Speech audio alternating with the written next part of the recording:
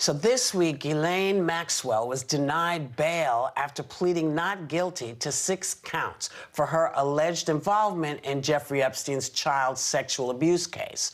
When Maxwell was captured 2 weeks ago, acting U.S. Attorney Audrey Strauss laid out everything Maxwell's being accused of. Take a look. Maxwell was among Epstein's closest associates and helped him exploit girls who were as young as 14 years old. Maxwell played a critical role in helping Epstein to identify, befriend, and groom minor victims for abuse. In some cases, Maxwell participated in the abuse herself. Now, one of Maxwell's accusers says she didn't just help Epstein, she was the mastermind.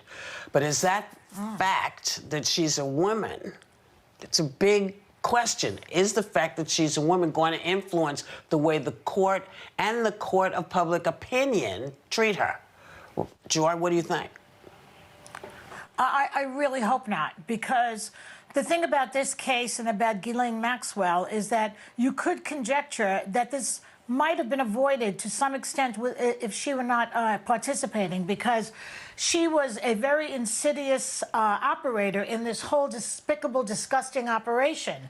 She was sort of like a mother figure to these girls, so that these girls felt a little bit safer because she was around and didn't realize what a predatory piece of garbage this Epstein was.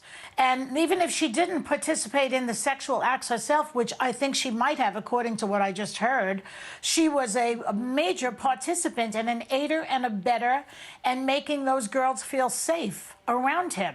I'm not sure if they would have proceeded without her in the room. So she needs to go to jail for life, in my opinion. So, Sonny, what kind of impact is this going to have on the case, do you think? You know, it's difficult to tell, only because most sexual offenders are male, and sexual female predators haven't really been studied. If you look at the research, Whoopi, the research tells us that there are about 1 and 5% of sexual offenders that are women. And so I think this case certainly is going to now open up those studies. And I think what's also interesting is, you know, I often say this on our show, rape is one of the most, especially child rape, the most underreported crimes in not only our country, but in the world. And so we don't know much about this particular type of phenomenon where you have a female sexual predator. And to Joy's point, she not only groomed these children, making them feel more comfortable, she also participated in many of the acts of sexual assault, allegedly. And so I think that the jury is going to be really dealing with issues that most jurors have never ever dealt with when it comes, and prosecutors and defense attorneys, when it comes to sexual assault cases. Right. So, Megan, you watch Filthy Rich, the docuseries about Epstein and Maxwell's alleged crimes.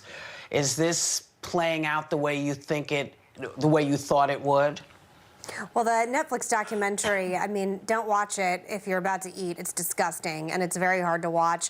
And they interview a lot of victims of his sex ring, and it's very hard to watch these women's testimonials because, like Sonny said, they were clearly groomed, and this woman, Ghislaine, played an integral part in it. What's so crazy to me is that she had the hubris to live in $1 million home in New Hampshire, thinking that she could just avoid the law for as long as possible. She tried to smuggle in her cell phone in tinfoil. That was reported this week. This is not a woman that is behaving like someone who is ashamed or should be on the run. I would have expected her to have fled the country, and any load of garbage she wants to give the American public that she had nothing to do with it. I believe the testimonials of the massive amounts of women they put on this documentary and that have given testimonials in other spaces as well. And a lot of things happened. If you watch this documentary, a lot of people did not call Jeffrey Epstein to task, and I just hope she doesn't get murdered or commit suicide in jail between now and the trial.